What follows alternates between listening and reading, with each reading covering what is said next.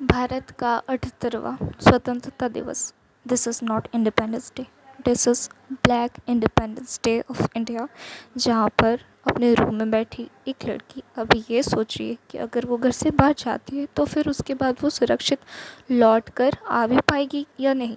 अगर वो सुरक्षित है भी तो कब तक, और उसे खुद नहीं पता कि कब उस पर दरिंदगी सवार हो जाएगी। इसी तरह की घटना हुई आरजी कर मेडिकल कॉलेज में, कोलकाता की।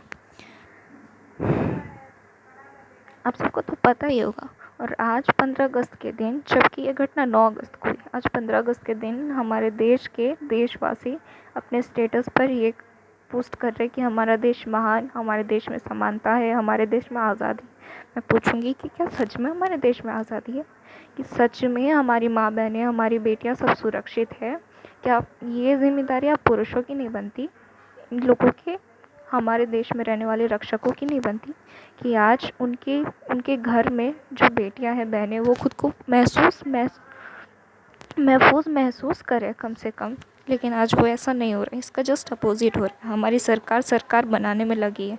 आज उन्होंने ये किया, कल उन्होंने ये किया, लेकिन जो मुद्दा है उस पर वो बात कर ही नहीं रही है। ममता बनर्जी खुद एक औरत होके ज़्यादा कुछ एक्शन नहीं ले पा रही है इस पर। एक औरत की दर्द को तो समझो तुम। और एक मेडिकल के एस्पिरेंट, वो कितना मेहनत करके उस पोस्ट पर जाते हैं। 31 साल बाद जब उनका पूरा लाइफ सेट हो गया, वो एक डॉक्टर बन गई, उनके मम्मी पापा अब बेफिक्र हो गए कि हाँ, मेरी बेटी अब सब कुछ हो गया है, बस उसको जीवन जीना है और फिर देश को सर्व करना है। और जो उसका प्रोफेशन था वो सिंपली उसको फॉलो कर रही थी। लेकिन हमारे देश में जो दरिंदे रहते हैं वो करने कहाँ दे इस चीज़ को।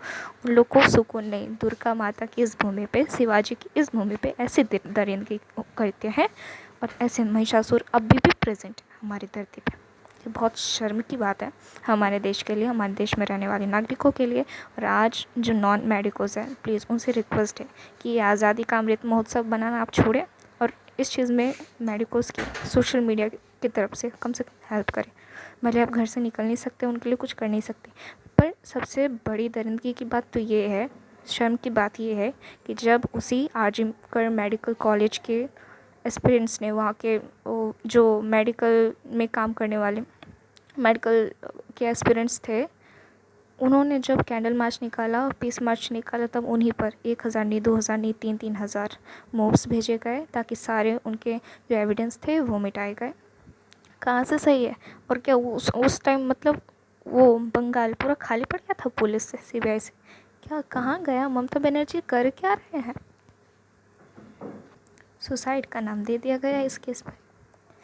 एक लड़की 36 घंटा, 24 नहीं 36 घंटा उस हॉस्पिटल में ऑन ड्यूटी थी, और रात को वो अपने सेमिनार हॉल में आराम करने गई थी।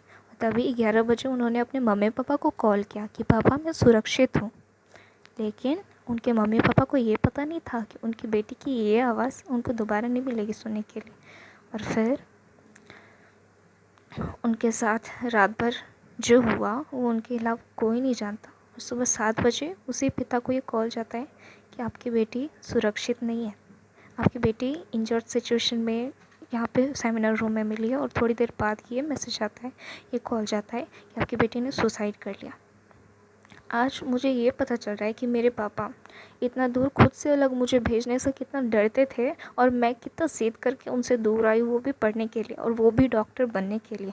आज जो हमारे फ्यूचर डॉक्टर बनने वाले हैं उनको खुद में डाउट हो रहा है कि क्या उन्होंने सही प्रोफेशन चूज़ किया है, और अगर उन्होंने चूज़ किया है तो क्या फ्यूचर में वो सेफ़ रहेंगे। जबकि प्रेजेंट में वो डॉक्टर्स जो जिन्होंने कोरोना काल में, वही डॉक्टर्स भगवान बन के आए थे इंसान के लिए। लेकिन आज हमारे भारत देश में रहने वाले वो जो महिषासुर है ना, उन्हें उनकी कदर नहीं।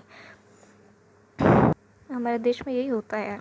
पहले निर्भया कांड हुआ, उसके बाद ये जिसको निर्भया 2.0 नाम दिया जा रहा। जब निर्भया कांड हुआ तो 7-8 साल वैसे ही हमारी सरकार को उसको इंसाफ लगाने में मिलाने में लग गए, और उनके माता पिता क्या गुजरती होगी उनके माता पिता ही जानते हैं। और जब उन दीदी के साथ आरजी मेडिकल कॉलेज में ये कांड हुआ, फिर सुबह को जब उनके मम्मी पापा उनसे मिलने आए तो 3 घंटे तक उनको मिलने नहीं दिया गया।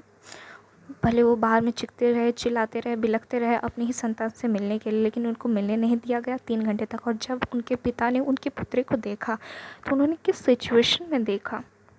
उन दीदी के लेग्स 90 डिग्रीज पे थे और उनके पूरे शरीर में ब्लीडिंग चल रही थी, ब्लीडिंग हुआ था, और उनका जो चश्मा है उसका शीशा उनकी आँखों में गड़ा हुआ था।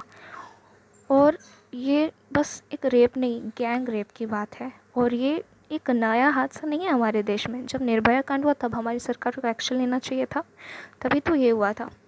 ये लड़की रात को निकलती क्यों है? अब आपके वर्क प्लेस पे ऑन ड्यूटी रही महिला ऑफिसर, उसके साथ ये सब हो रहा है, वो भी मेडिकल कॉलेज में, तो फिर आप क्या ही एक्सपेक्ट कर सकते हैं मेडिकल हॉस्पिटल में जहाँ पे वो ऑन ड्यूटी है।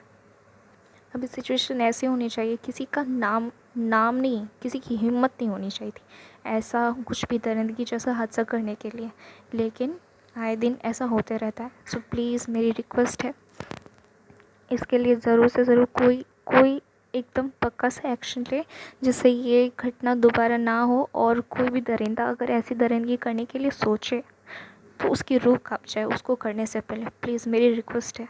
और ये आज़ादी हमारे लिए तब तक नहीं, हम तब तक नहीं मनाएंगे इस आज़ादी को जब तक हमारे देश की महिलाएं बहनें अपने आप को अंदर से मजबूत, अपने आप को अंदर से सुरक्षित महसूस ना कर ले। और ये सिर्फ उनकी ज़िम्मेदारी नहीं है, पूरे देश में पूरे पुरुष, पूरी सरकार और उनकी खुद की ज़िम्मेदारी।